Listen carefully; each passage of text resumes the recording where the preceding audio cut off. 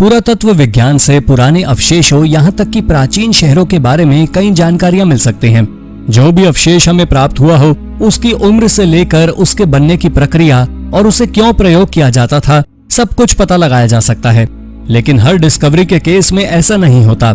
कई खोजें ऐसी भी होती हैं जिनके केस में अच्छे आर्कियोलॉजिस्ट भी मौन रह जाते हैं और हमें मिलता है एक अनसुलझा रहस्य। आज भी हम आपको ऐसी ही 10 रहस्यमय खोजों के बारे में बताने जा रहे हैं जिनकी गुत्थी पुरातत्वविदा भी नहीं सुलझा सके। तो चलिए देर न करते हुए शुरू करते हैं इस वीडियो को। Giant skeleton. आर्कियोलॉजिस्ट को हाल ही में कुछ ऐसा मिला है जिसे देखकर वैज्ञानिकों का भी सिर चकरा गया। कॉकेसस में जर्मनी की एननअर्बा नाम की इस ऑर्गेनाइजेशन के द्वारा खोजे गए हैं। 1940 के दौरान ये ऑर्गेनाइजेशन काफी एक्टिव थी और इसका काम मिस्टीरियस रेलिक्स को खोजना था। ये स्कल देखने में काफी अजीब और डरावना है। ये आज के समय में एग्जिस्ट करने वाले किसी भी क्रीचर के स्कल से मेल नहीं खाता है। इन स्कल्स को देखकर लगता है ये कोई ऐसा जीव रहा होगा जिसके सींग होते थे और ये 2 पैरों पर चलते थे। इनमें मुंह जैसा कोई अंग ही नहीं था। हाँ, इसकी जगह उनके सिर पर छोटे होल्स थे। और ये स्कल्स किस जानवर के थे और ये कौन सी स्पीशीज थी, ये बात आज भी साइंटिस्ट के लिए रहस्य बनी हुई है। Tiny coffins. स्कॉटलैंड में एक गुफा में छोटे 17 कॉफिन्स मिले हैं। इस खोज के बाद पुरातत्वविदा भी हैरान हैं। ये कॉफिन्स इतने छोटे थे कि इनकी लंबाई 10 सेंटीमीटर से भी कम रही होगी, यानी कि आप बड़े ही आराम से इसे अपने हथेली में पकड़ सकते हैं। हर कॉफिन में मेल फिगर्स थे जिन्होंने स्विंग क्लोथ्स पहने हुए थे। कुछ में एक या किसी में दोनों आर्म्स मिसिंग थी। ये कॉफिन्स और फिगर्स किसने बनाए थे और ये किस लिए बनाए गए थे, इस बात पर एक्सपर्ट्स भी मौन थे। कुछ लोगों का कहना था ये पुराने समय में जादू टोने में इस्तेमाल होने वाला कोई ऑब्जेक्ट हो सकता है, जैसे कि वुडू डॉल्स जैसा कुछ, या फिर ये कुछ लोगों को रिप्रेजेंट कर रहा होगा जिनकी मौत किसी रहस्यमय परिस्थिति में हुई हो। हालांकि ये सब अनुमान है और असल में किसी को भी नहीं पता कि कॉफिन्स में बंद ये छोटी आकृतियां क्या हैं। Giant mysterious creature.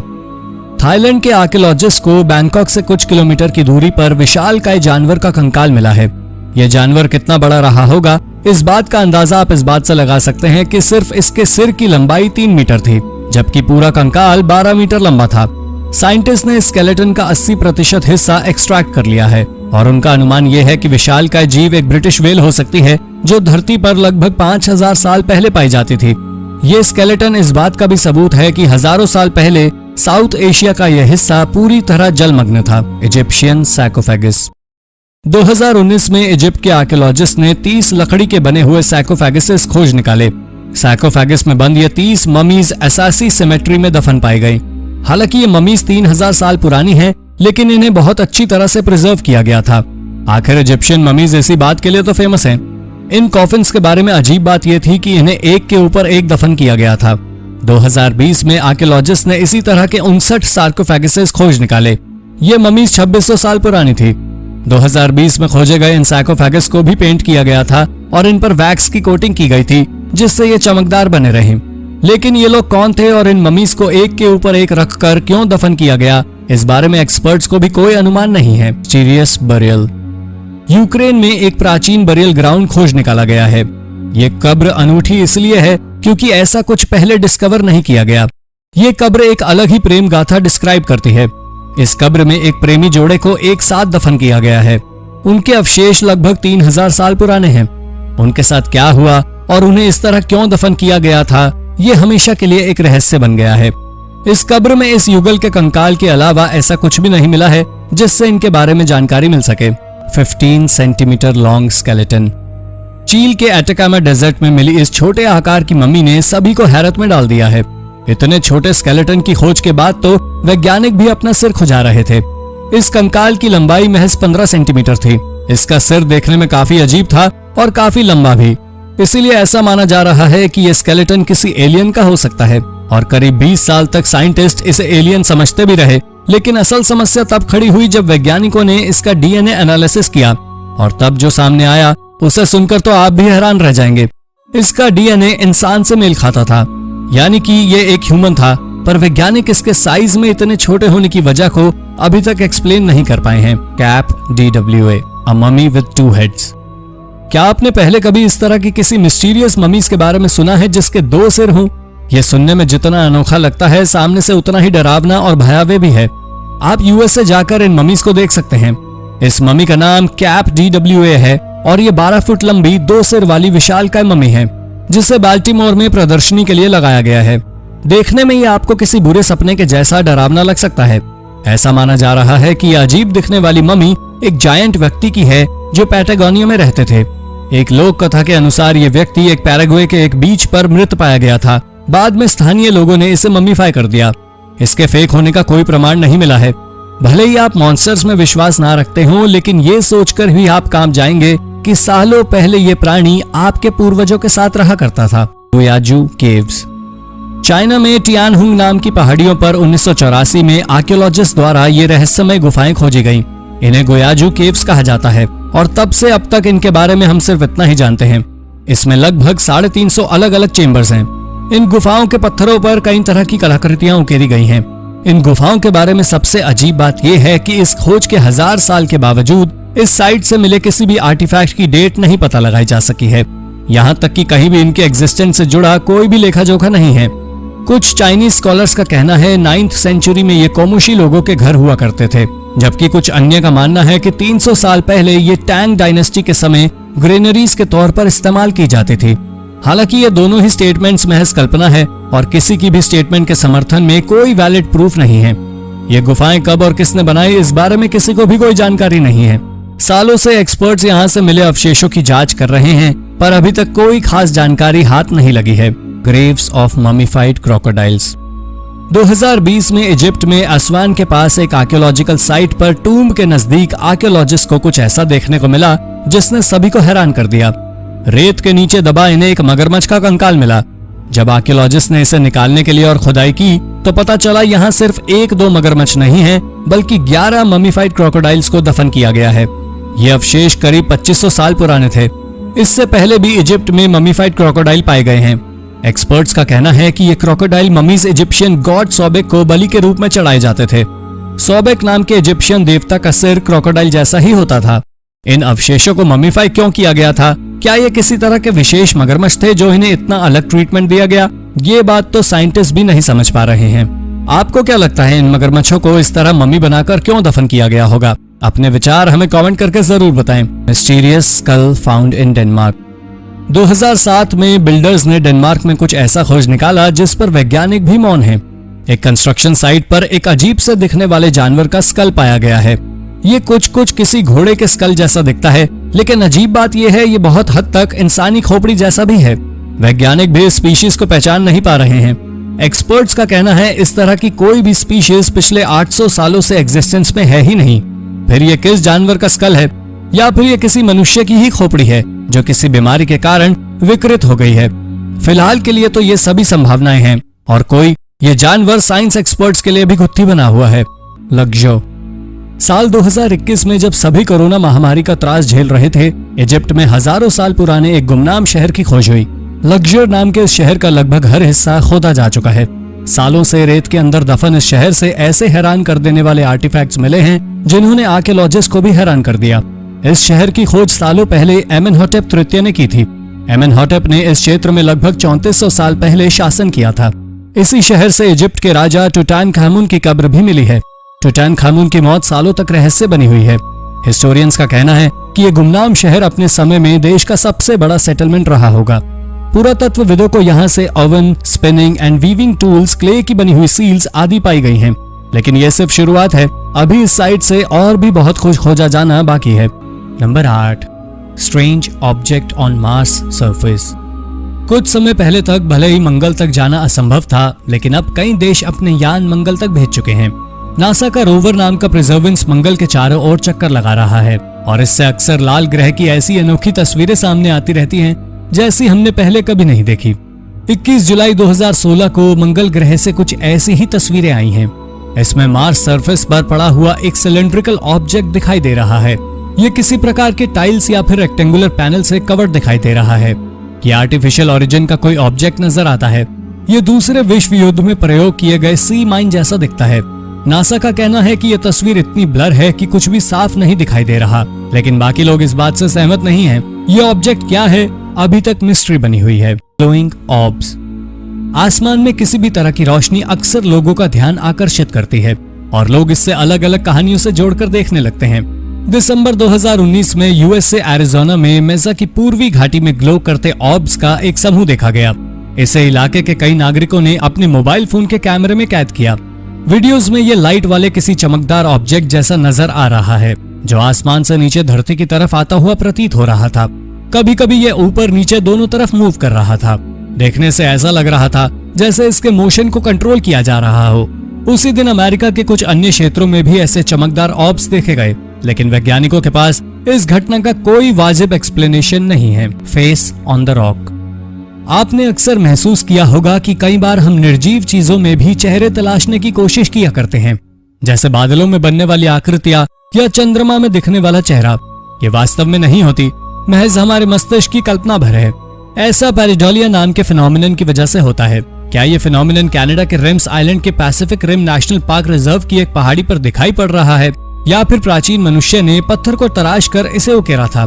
पहली बार यह चेहरा 2015 में एक टूरिस्ट द्वारा देखा गया था। ये चेहरा ताशत एडमिनिस्ट्रेशन ऑफिस के बाहर बने पुतले से काफी हद तक मेल खाता है।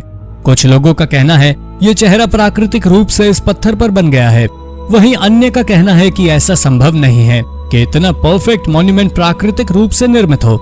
आपको क्या लगता है? अपने विचार हमें कमेंट में जरूर बताइए। मायन कैलेंडर।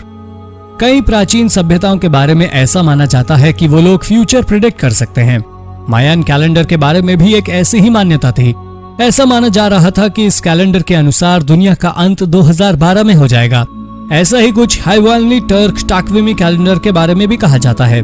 कुछ रिसर्चर्स का कहना है कि टाक्विमी कैलेंडर इतना एक्यूरेट था कि उसमें 2020 पैंडेमिक के बारे में भी प्रेडिक्शन की गई थी। इस कैलेंडर में 12 जानवर बने हुए थे और हर जानवर एक वर्ष को रिप्रेजेंट कर रहा था। 2020 को चूहे से रिप्रेजेंट किया गया था। 2020 के बारे में आग, भूकंप, महामारी का प्रेडिक्शन भी किया गया था। Stranger saucer found in Siberia. 2015 में साइबेरिया की एक खदान में काम करते समय रूस के एक्सकेवेटर्स को जमीन के लगभग 200 फीट नीचे एक सॉसर जैसा दिखने वाला अजीब सा ऑब्जेक्ट मिला।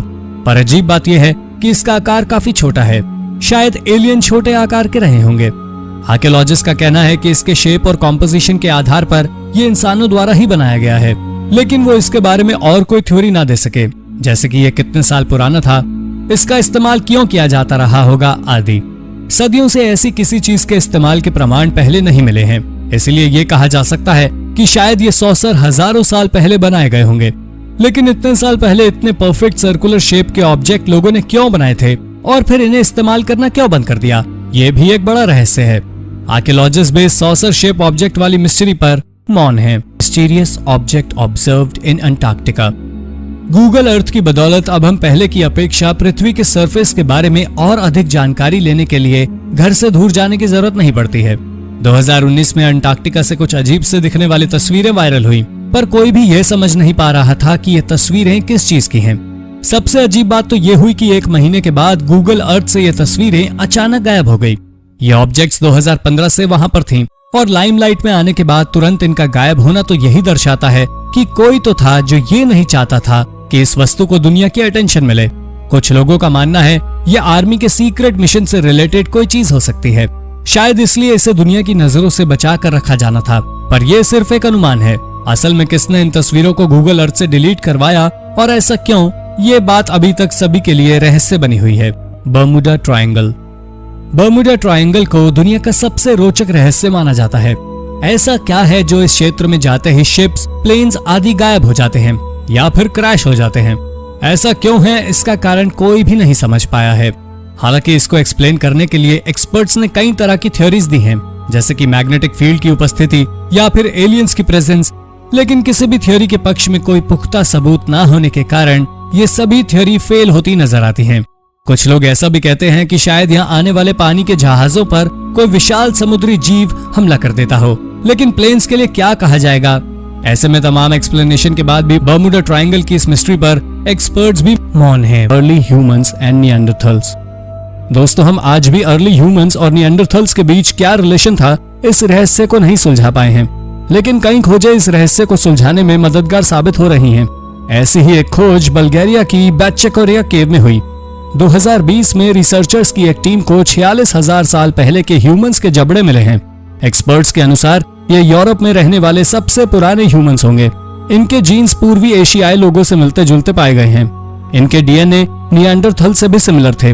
हालांकि हम पहले भी ये जानते थे कि निएंडरथल्स और इंसानों के बीच कुछ तो रिश्ता है, लेकिन हमारे पास इसका कोई एविडेंस नहीं है।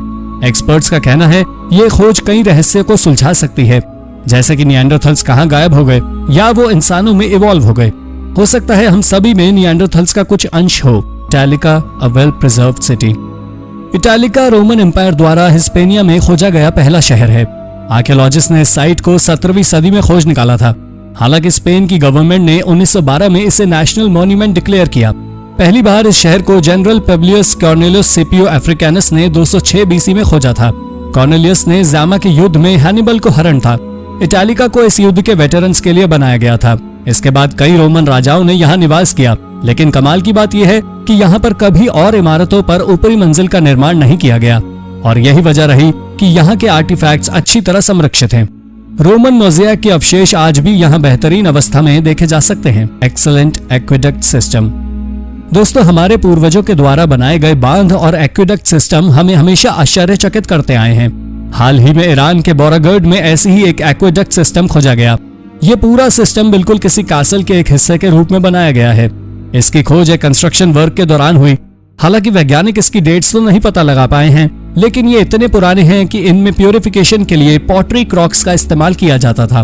पानी को प्योरीफाई करने के लिए ये बहुत पुरानी लेकिन बहुत ही इफेक्टिव ट्रिक है। अपने समय में बोरागर्ड काफी बड़ा शहर था। इसमें 60 के करीब टावर्स और कई कासल भी थे। यहाँ लगे पाइप्स इतने परफेक्ट हैं और इसलिए वैज्ञानिक इन्हें तोड़कर निकालने के बजाय इनको इसी तरह स्टडी कर रहे हैं। केव पेंटिंग्स ऑफ बैट चौकीरा केव। अगर आप ह्यूमन हैबिटेशन के एविडेंसेस खोजना चाहते हैं तो सबसे अच्छा तरीका होगा कि आप किसी गुफा में खोजें। जैसे हमने आपको बल्गेरिया की बैट चौकीरा केव के बारे में बताया, इसी तरह पॉन्ट डार्क फ्रांस की शॉवेट नाम की गुफाओं में भी आश्चर्यचकित कर देने वाली खोजें हुई। ये अर्ली ह्यूमंस की स्टडी के लिहाज से दुनिया की सबसे इंपॉर्टेंट साइट्स में से एक है। यहाँ पर आपको सबसे पुरानी केव पेंटिंग्स देखने को मिल जाएंगी। ऐसी पेंटिंग आपने दुनिया के किसी कोने में नहीं देखी होगी। इनमें से लायन गैलरी सबसे फेमस है। यहाँ से मनुष्यों के अवशेष भी मिले हैं। एक्सपर्ट्स की माने तो ये अवशेष 39,000 साल पुराने हैं। Animal shape mountain of Peru. अगर हम इंसानों द्वारा बनाए गए एनिमल शेप आर्टवर्क्स की ही बात कर रहे हैं तो पेरू की इन जानवरों के आकार की माउंटेन्स का जिक्र करना तो बनता है। ये अजीब और अतरंगी माउंटेन्स देश के तटीय क्षेत्रों के ऊपरी मैदानों में स्थित है। पेरू के तटीय क्षेत्र वैसे भी यहाँ पर पाई जाने वाली नास्का लाइंस की वजह से आर्कियोलॉजिकल दृष्टि से काफी महत्वपूर्ण है। इन सभी में सबसे ओल्डेस्ट माउंड है पत्थर का बना ये कॉन्डोर के सिर की आकृति वाली पहाड़ी, जो करीब 5,000 साल पुरानी है। यानी इनका निर्माण उसी समय हुआ था जब इजिप्ट में पिरामिड्स का। हालांकि यहाँ बनी इन माउंटेन्स का निर्माण किसने और क्यों करवाया, ये अभी तक रहस्य बना हुआ है। एक थियोरी के अनुसार ये एंडियन ज़ोडिएक के एनिमल्स को रिप्रेजेंट करता है, जबकि कुछ थियोरीज के अनुसार इन्हें एस्ट्रोनॉमिकल ओरिएंटेशन के अनुसार बनाया गया है।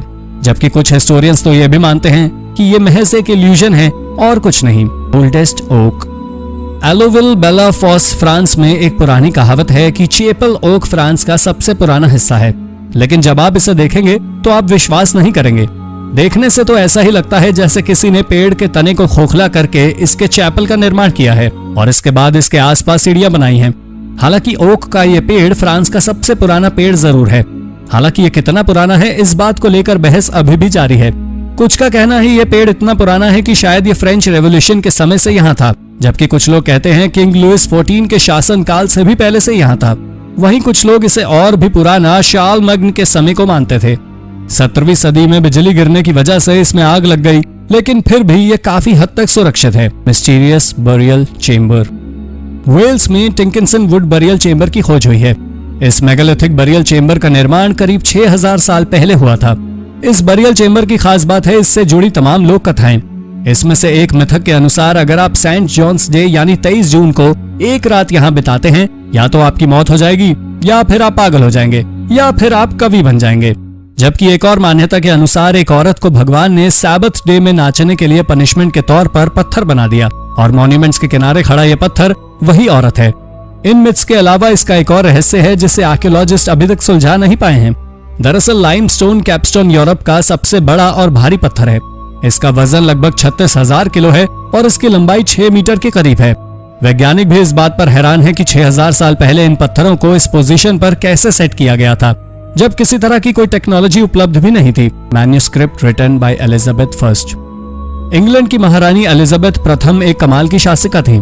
जब 1558 में उन्होंने राजगद्दी संभाली, उनके बहुत से लोग इस बात से कन्विंस नहीं थे कि एक रानी राजगद्दी संभाल पाएंगी।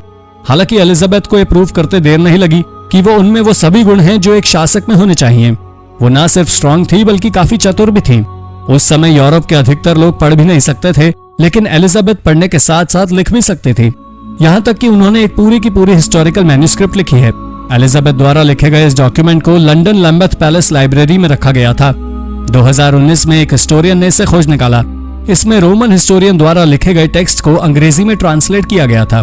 Serious petroglyphs. पूरी दुनिया हमारे पूर्वजों द्वारा पत्थरों पर उकेरे गए चित्रों से भरी हुई है। लगभग हर देश में इस तरह के अवशेष पाए जाते हैं, लेकिन शायद उनमें से कोई भी इतना रहस्यमय नहीं है जितना कि ओमिटिप के आइलैंड में खोजे गए ये अवशेष। निकारागुआ लेक के बीच में स्थित इस आइलैंड पर मिले इन पेट्रोग्लिफ्स को देखकर आर्कियोलॉजिस्ट भी अचरज में पड़ गए। इस आइलैंड के पत्थरों पर 2000 से भी अधिक आकृतियां उकेरी गई हैं। इनमें सबसे पुरानी पेट्रोग्लिफ्स लगभग 3000 साल पुराने हैं। इनमें से कुछ के डिजाइन कुछ सालों पहले इसी आइलैंड से मिली पॉटरी जैसे ही नहीं। जिस समय ये आकृतियां उकेरी गई हैं वो और भी मिस्टीरियस इसलिए भी है क्योंकि इसके बारे में किसी भी तरह का कोई रिटन रिकॉर्ड नहीं पाया गया है। इसलिए यह भी कह पाना संभव नहीं है कि ये किसी तरह का आर्टवर्क है या कोई सिंबॉलिक डिजाइन। ना ही हम ये जानते हैं कि इन्हें बनाने वाले लोग कौन थे। Ancient Egyptian carvings. जुलाई 2019 में इजराइल के रिहैब में खोजे गए नेकेड महिला की आकृति के ये अवशेष लगभग 3500 साल पुराने हैं। उस समय रिहैब और उसके आसपास का एरिया उस समय इजिप्शियन एम्पायर के अंतर्गत आता था और एक्सपर्ट्स का कहना है कि ये कार्विंग्स एक तरह के फर्टिलिटी रिचुअल में इस्तेमाल की जाती थी। ये किसी एक महिला को रिप्रेजेंट नहीं करते बल्कि ये फर्टिलिटी गॉडेस जैसे अस्टार्ट और अशीरा को रिप्रेजेंट करते हैं। इन्हें आमतौर पर बेडरूम में रखा जाता था, लेकिन आश्चर्यजनक बात यह है कि एक इंस्क्रिप्शन में इनफर्टिलिटी गॉडेस को एक मृत आदमी एमोन एमेट को डेडिकेट करने का जिक्र था। लेकिन इस तरह की कार्विंग्स का एक मृत व्यक्ति को डेडिकेट करने का क्या मतलब था, ये अभी भी वैज्ञानिकों के लिए रहस्य बना हुआ है। शायद उसे आर्टवर्क का काफी शौक रहा होगा। Rabbit bone found in fish barn. हमारी अगली खोज कोई आर्कियोलॉजिकल डिस्कवरी नहीं है, लेकिन इस खोज के बाद ब्रिटेन की ह्यूमन हिस्ट्री के बारे में कमाल की जानकारी मिली। अप्रैल 2019 में ससेक्स के रोमन पैलेस के एक फिश बार्न में एक खरगोश की हड्डियां मिली हैं। ये बोन्स 1st सेंचुरी के समय की हैं। एक्सपर्ट्स के मुताबिक रोमन पैलेस में रैबिट बोन मिलने का ये मतलब है कि उस समय रोमन खरगोश पाला करते थे, यानी कि पहले वैज्ञानिक जितना अनुमान लगा रहे थे उससे करीब 1000 साल पहले ब्रिटेन में रैबिट आ चुके थे। सालों से उठा ये प्रश्न भी इस खोज के बाद सुलझ गया कि ब्रिटेन में खरगोशों को रोमन लोग लाए थे। इसे काट कर खाए जाने का कोई सबूत नहीं मिला है। इससे यह साफ हो गया है कि ये खरगोश पालतू ही था। Lost सुमेराइन city. 2018 में यूएसए की हॉबी लॉबी नाम की एक Christians arts and craft company को लगभग 22 करोड़ का जुर्माना भरना पड़ा था, क्योंकि इस कंपनी ने कई तरह के गैर कानूनी सामान को इलीगली इंपोर्ट किया था। ये क्यूनिफॉर्म इंस्क्रिप्शन लिखे हुए टैबलेट्स थे। इन्हें लगभग 12 करोड़ में बेच दिया गया। ऐसा कहा जा रहा था कि ये आर्टिफैक्ट सुमेराइन सिटी से था। इस शहर का जिक्र कई अन्य जगहों पर भी मिलता है, लेकिन वास्तव में इसे कभी खोजा नहीं जा सका। लेकिन इस खोज के बाद यह पता चला कि सालों पहले से स्मगलर और लूटने वालों का एक्सेस इस शहर पर था। Ancient warrior burial. 2014 में ब्रिटेन के ससेक्स में एक योद्धा की कब्र खोजी गई है। ये वॉरियर या तो जूलियस सीजर्स गैलिक वॉर्स का पार्टिसिपेंट था या फिर इस युद्ध का विक्टिम था। इसे क्राइस्ट के जन्म के लगभग 50 साल पहले दफनाया गया था। कंस्ट्रक्शन वर्क के दौरान इस साइट पर आयरन एज की इस कब्र के साथ साथ रिसर्चर्स को रोमन बिल्डिंग्स और आयरन एज का राउंड हाउस तथा ब्रॉन्ज एज के बाउंड्री डिचेस जिसमें कुल्हाड़ी और अन्य औजार थे वो मिला। लेकिन इन सभी वॉरियर बरियल अपना जैसे अकेले होने की वजह से ये पूरे एरिया में पाया गया इकलौता ह्यूमन बरियल है। ये वॉरियर अपनी मौत के समय लगभग 32 साल का रहा होगा और उसे उसके कैलवरी हेलमेट और शील्ड बॉम्ब के साथ दफनाया गया था। Ancient figurine of Christ. सितंबर 2019 में इंग्लैंड के यॉर्क के क्रिश्चियन लोगों के लिए बहुत खुशी का दिन था, क्योंकि इसी दिन उनके देश का एक बहुमूल्य आर्टिफैक्ट वापस उनके देश आया था। ये क्राइस्ट की एक प्रतिमा थी। ये आर्टिफैक्ट न सिर्फ ऐतिहासिक दृष्टि से महत्वपूर्ण था बल्कि बहुत कीमती भी था। इसकी आंखों में इनलेट स्टोन्स लगे हुए थे। इसका क्राउन और शेर की खाल वाले कपड़े सेंट मेरी में पहने जाते थे। सेंट मेरी एबी सालों पहले ध्वस्त हो चुकी है। सोने की ये प्रतिमा ही करीब 800 साल पुरानी है। आर्कियोलॉजिस्ट का मानना है कि इस आर्टिफैक्ट को ला मेजेस फ्रांस में 13वीं सदी में बनाया गया था, जो बाद में 1826 में सेंट मेरी के अवशेषों में मिली। उसके बाद ये इंग्लैंड से बाहर कैसे गई ये तो किसी को भी नहीं पता, लेकिन 1920 में ये एक जर्मन डीलर के पास पाई गई। उसके बाद करीब एक सदी तक ये जर्मनी में रही। उसके बाद यॉर्क म्यूजियम ने इसे खरीद लिया। 2500 ईयर ओल्ड वेसल्स। 1927 में एक ऐसा आर्टिफैक्ट खोजा गया जिसने सभी को आश्चर्य में डाल दिया। दरअसल एक रेलवे ट्रैक के कंस्ट्रक्शन के दौरान सालों पुराने इन वेसल्स को खोजा गया। शायद ये किसी तरह के पेय पदार्थ को पीने के लिए इस्तेमाल किए जाते थे। जिन वर्कर्स ने इन्हें खोजा था उन्होंने प्रोफेशनल आर्कियोलॉजिस्ट को बुलाने के बजाय खुद ही इन्हें खोद कर निकाला, जिसकी वजह से ये कुछ हद तक डैमेज भी हो गए। हालांकि खुशकिस्मती से इसका काफी हिस्सा सुरक्षित है। ये वेसल्स लगभग 2500 साल पुराने हैं। ये इतनी अच्छी तरह संरक्षित किए गए थे कि पहले सभी को लग रहा था कि ये फेक है, लेकिन बाद में ये साबित हो गया कि ये सचमुच 2500 साल पुराने आर्टिफैक्ट्स हैं। ये कॉपर एलॉय के बने हुए थे और इन्हें रेजिन कोटिंग की मदद से एयर टाइट बनाया गया था। आर्कियोलॉजिस्ट का कहना है कि ये लेफ्टिनेंट एरा के पीक के दौरान बनाए गए थे। Catalan Atlas. मेडिवल एरा में मैप मेकिंग, एस्ट्रोनॉमी और एस्ट्रोलॉजी सभी आपस में कहीं ना कहीं लिंक थे। कैटलन एटलस में साफ साफ ऐसा देखा जा सकता है, और ये मिडिल एज के समय बनाया गया सबसे महत्वपूर्ण मैप है। इस मैप को मेजॉर्कन कार्टोग्राफिक स्कूल द्वारा 1375 में बनाया गया था, और ऐसा माना जा रहा है इसे एक जूइश कार्टोग्राफर और बुक इलस्ट्रेटर क्रेस्कस अब्राहम ने बनाया था। इसमें 6 गोल्ड और सिल्वर पेंटेड लीव्स बनी हुई थी जो वर्टिकली फोल्ड हो जाती थी। इनकी पहली 2 लीव्स इस मैप का एस्ट्रोलॉजिकल और एस्ट्रोनॉमिकल कनेक्शन भी शो करते हैं। इस मैप के अनुसार यरूशलेम दुनिया का केंद्र था, लेकिन जब हम मेजर टेरिटरीज की लैंड लोकेशन और डिस्ट्रीब्यूशन की बात करते हैं तो ये पूरा मैप बहुत हद तक इनएक्यूरेट है। लेकिन शायद ये पहली बार था जब मैप में कंपास का इस्तेमाल किया गया था। 4500 ईयर ओल्ड बॉर्डर डिस्प्यूट। 2 देशों की सीमाओं के विवाद काफी उलझे हुए होते हैं, और अगर इन्हें समझदारी से हैंडल ना किया जाए तो इन्हें झड़प और फिर युद्ध में बदलते देर नहीं लगती। और ये बात आज जितनी सच है उतनी ही पिछले 4500 साल पहले भी थी, जैसा कि हम इस पिलर को देखकर समझ सकते हैं। ये पिलर ब्रिटिश म्यूजियम में रखा हुआ है, और ऐसा माना जा रहा है कि ये दुनिया के सबसे पुराने बॉर्डर डिस्प्यूट का सबूत है। इस पर लिखी इंस्क्रिप्शन सुमेरियन क्यूनिफॉर्म में लिखे गए हैं।